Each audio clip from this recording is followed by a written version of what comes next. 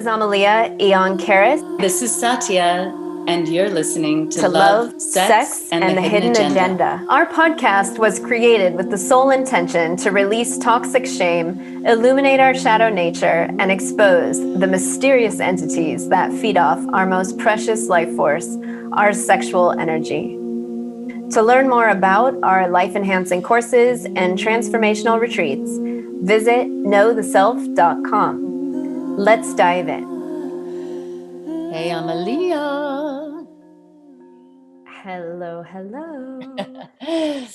So I'm so excited to talk to you today because we've been, it's been a lot has been going on, and you and me and a lot of people we know, I'm just, going through metamorphosis, and we've alluded to things, in some of our previous episodes, but you have really had some breakthroughs, I know, recently, and some major downloads, and just now you've kind of made it to the other side, and you've made it to Mecca. So I'm like I can't wait to hear like more details about, because we've both been so busy. I've barely been able to keep up with what's been going on with you. And so what's the, tell me every step of this journey. Tell me. I know, I feel like I just gave birth and I'm still, coddling this small infant of a vision, but it's taking shape and it's really exciting and it's given me a lot of energy. So in previous episodes, I've been talking about the burnout and that I've been going through personally, and just feeling like I was getting out of alignment with my work. Like I talk a lot about finding your mission, and that all of us, carry a specific gift or an assignment, and we're here to bring it to the world. And I mentor people in finding their gift. But what I notice is that I have these evolutionary up levels that go on where I no longer fit in the box, even that I created for myself, or that I titled myself as, like we talked about, I'm not a spiritual teacher anymore, because I realized that was just this weird projection that, I in part created or adhered to. Like people called me that, and then I called myself that. And suddenly I woke up one day and I was like, no. Like, I'm not a spiritual teacher. I don't want to be. Like, I feel like I was cutting off another aspect of myself. Or we talked about the stereotyping and not wanting to be fit in these boxes. And one of the things I help other people with, and I'm really good at, is how to create their work in the world, or create a project or a business where it incorporates all aspects of you. And for me, this has been like an ongoing evolutionary experience through the 7 different businesses that I've owned over the last 27 years. And I'm just coming to my 9th year of leading retreats and workshops and doing kind of spiritual work.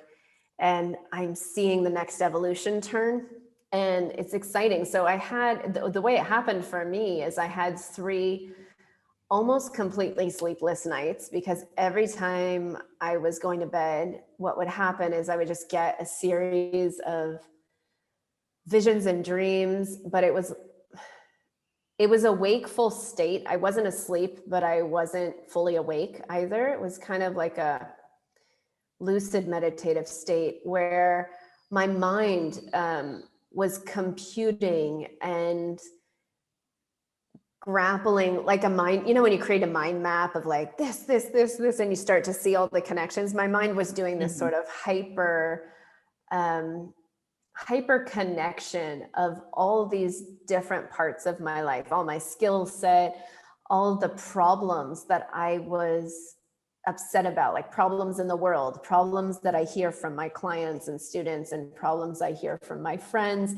And I was like solving complex issues through kind of like a hyperspace. It sort of felt like I was in a hologram world, like putting things together in a different way. And it went on for 3 days. I mean, at the end of 3 days, I was delirious. I felt like I just want to sleep. Just give me drugs to sleep. Like I need to sleep.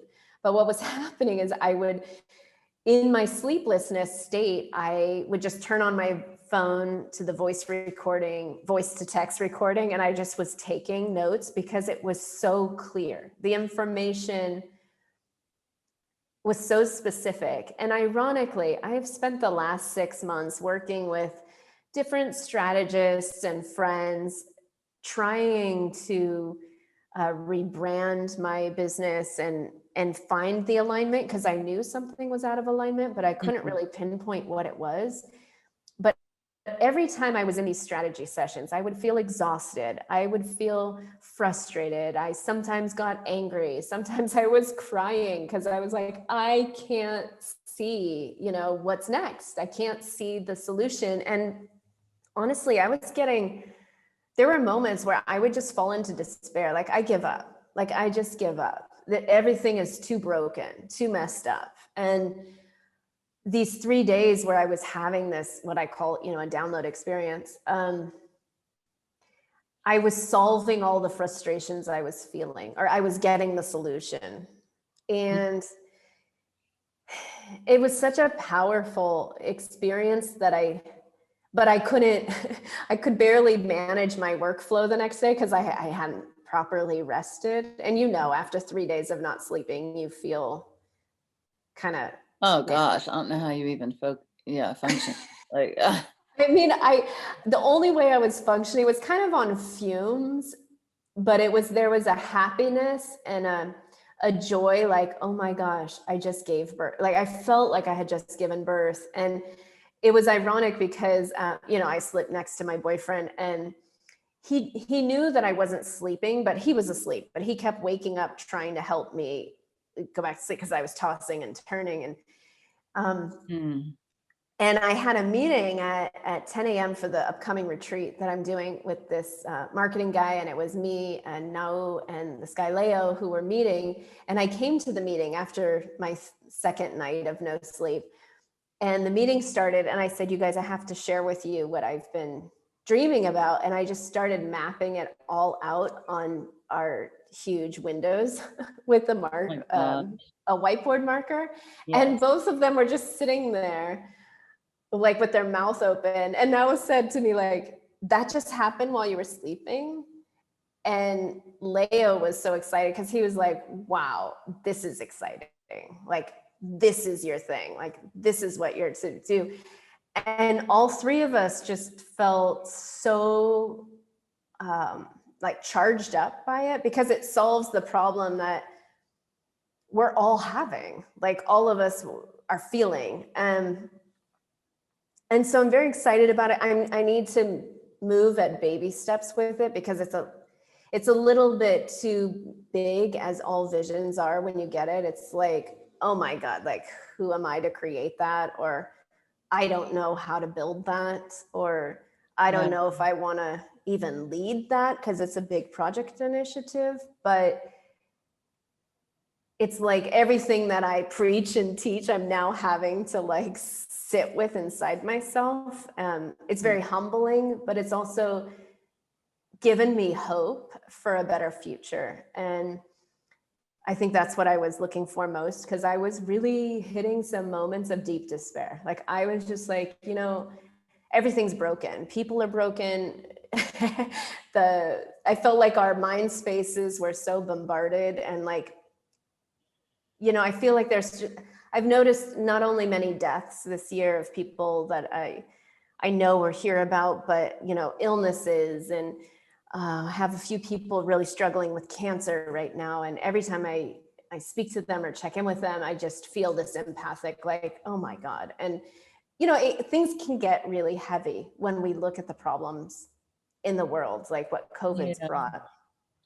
And so I just feel like a breath of fresh air and a new focus for myself. And so I will be sharing more and more as it kind of lands and has a stable foundation. But yesterday we did our first encounter in person here in the Mayan Riviera location where I live, of what I'm calling, changemakers, visionaries, people who carry solutions for a better future for all of us. And I feel that these people are, all ages, but what unites us is like this deep passion for serving humanity with solutions, to not focus on the problems, but focus on what we're here to solve. Because I think if we're focused too much on the problems, we are the problem. Like if we're just constantly complaining about something, then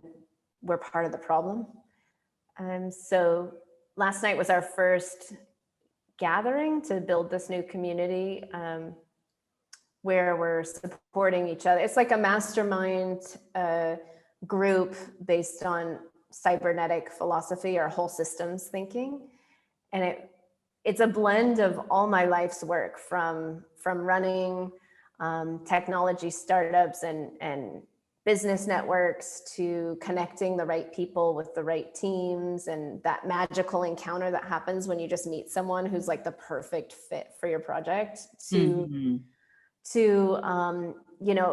self-development work and how we need to have the right internal structure to do the mission. Because all of us who are here as what I call change makers or change agents, we can't do it on our own, and we all feel overwhelmed by the weight of the vision. And so a lot of people just give up, or a lot of people feel that, they get the download and then they don't know what to do with it. And maybe their family's not supportive, or their friends or their partner or husband isn't supportive. And so they just kind of put it aside, or they're called a dreamer and nobody thinks that they have the capacity to do it. And so it's those people that I want in this network.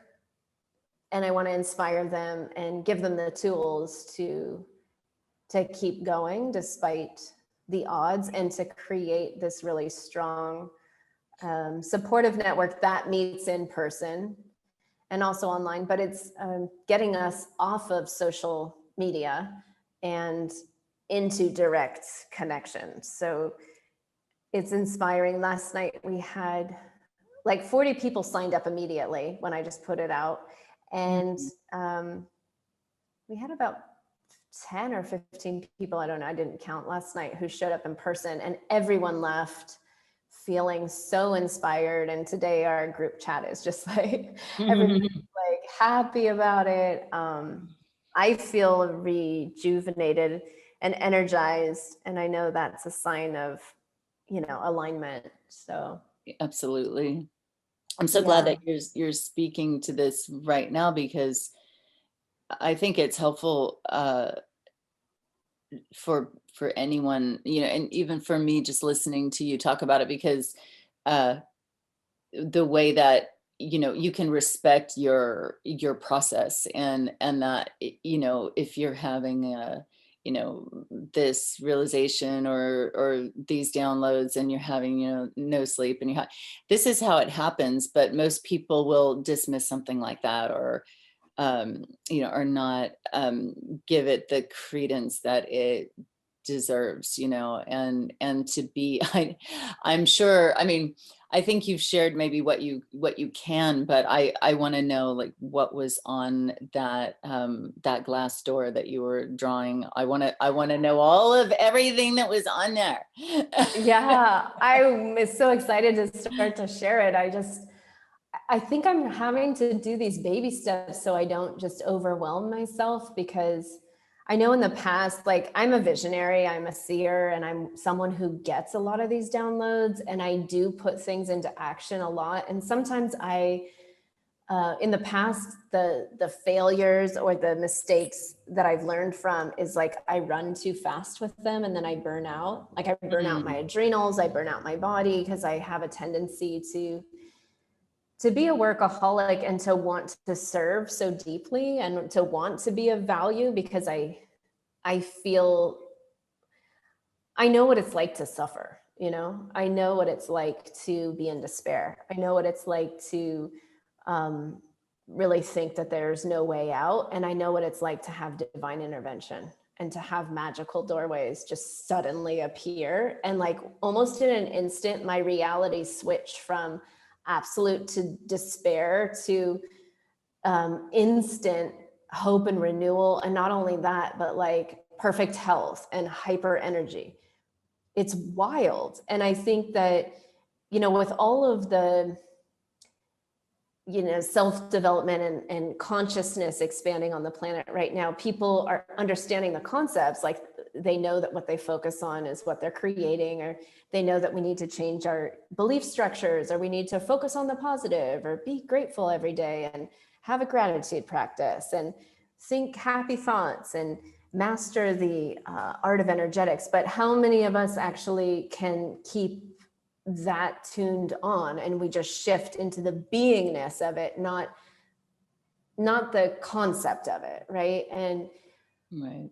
I think I've been in a process of mastering those tools that I know are true because I have experiences of them. And every time a magical gateway opens, it's because I'm in that flow state, or I'm in that hyper aware, everything is perfect, even the bad, you know, ugly, like it's all opening.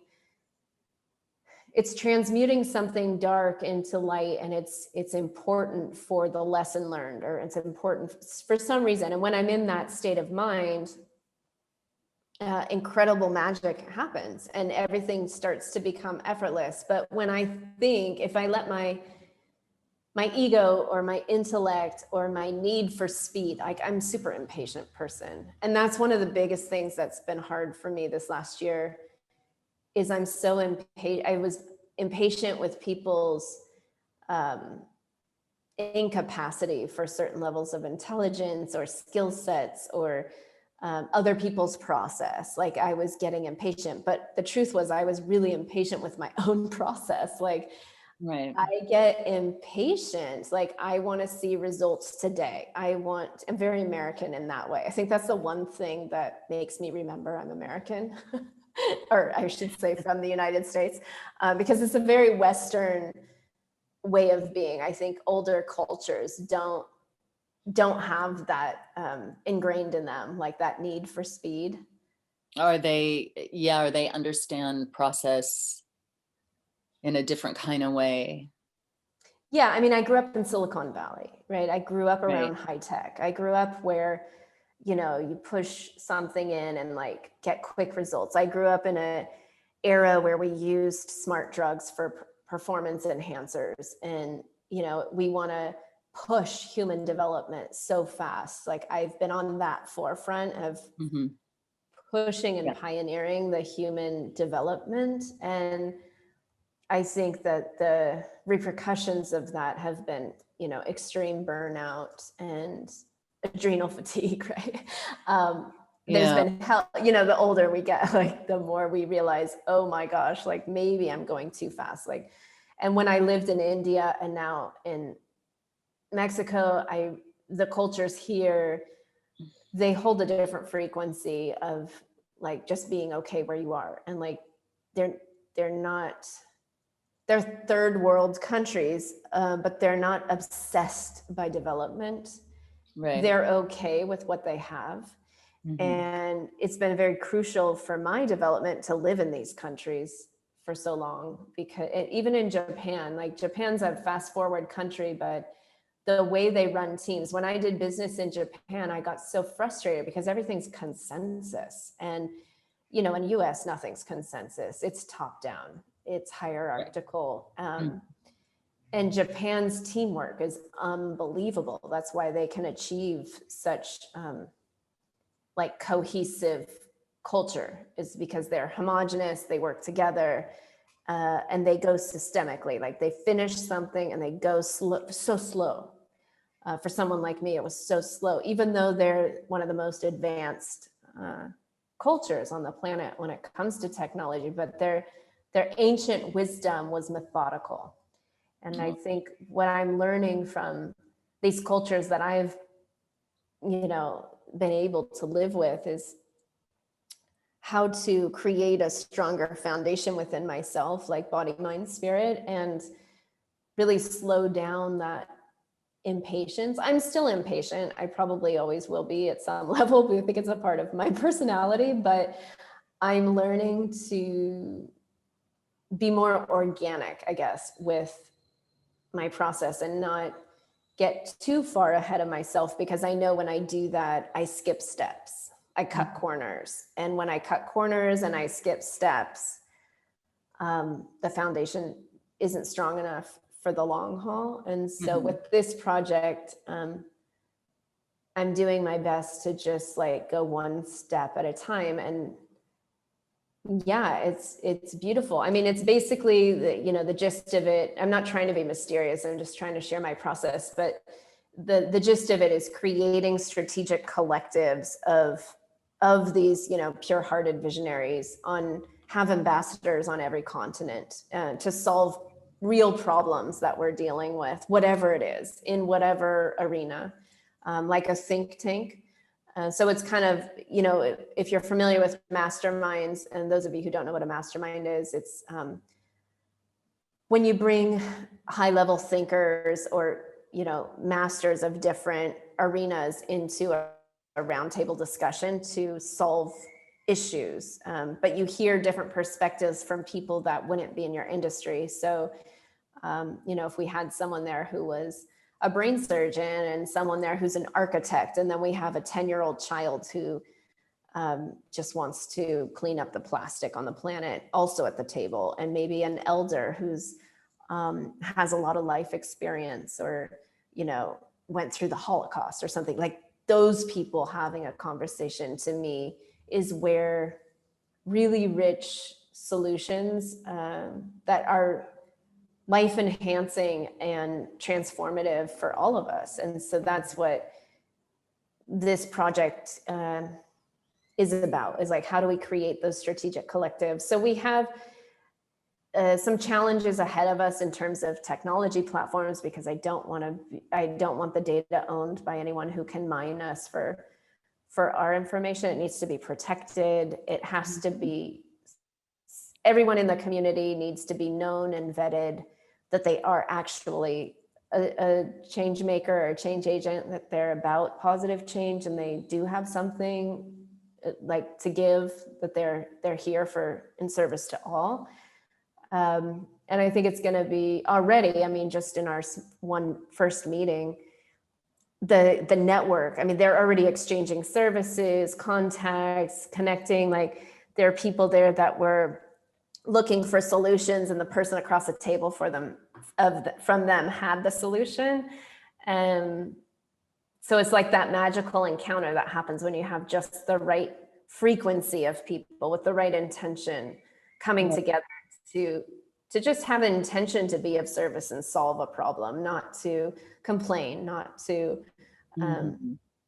add more negativity in the world, but actually do something about it. So that's giving me a lot of hope. That's amazing. I'm so excited for you, and I'm really excited about the recent work that you were just doing. And I wanted to see the video. Do you still want to play it on here? Or oh yes, I want to show it to you and share it with our listeners. So I just had the privilege of working with two very young change makers, and I shared with them over the course of 5 days. We were doing like a mini retreat. Well, it wasn't mini, it was 5 days long, but we were talking about the 5 essential keys to be an effective change maker.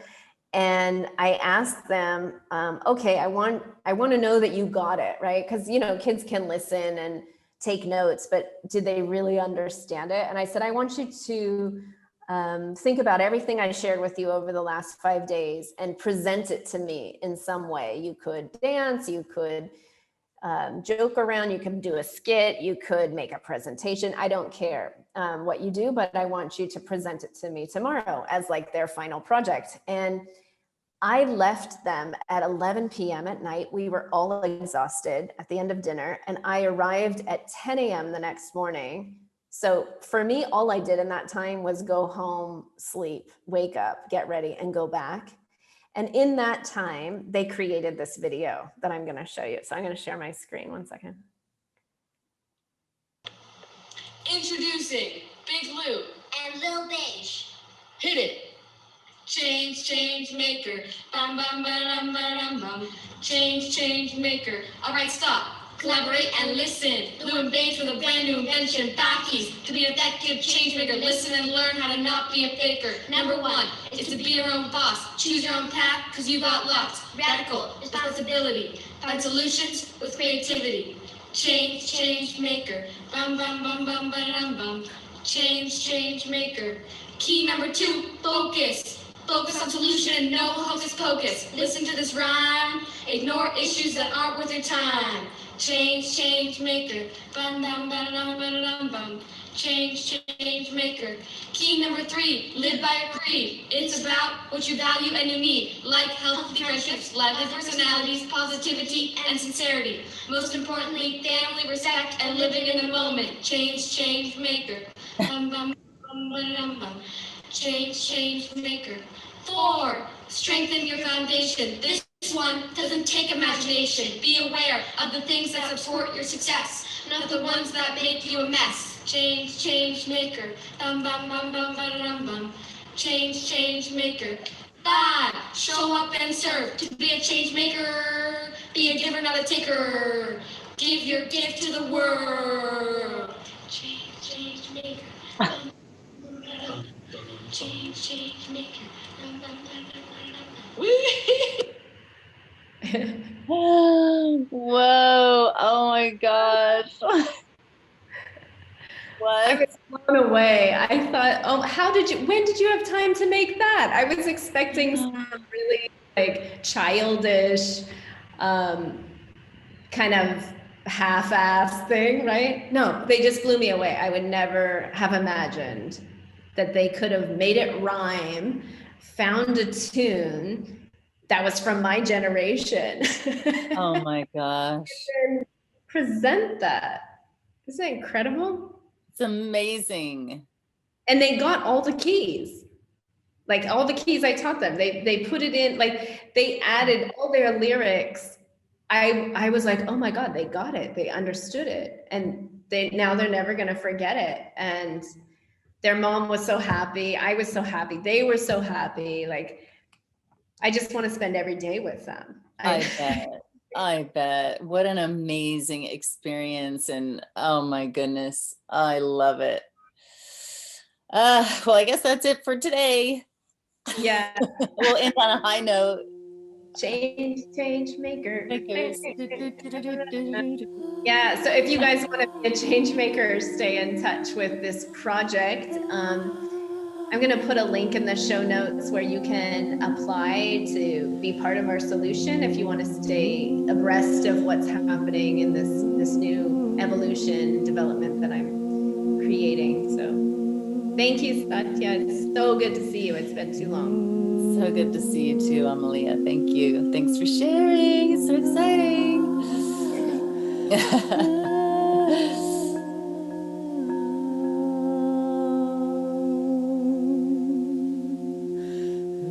To learn more about our life-enhancing courses and transformational retreats, visit knowtheself.com.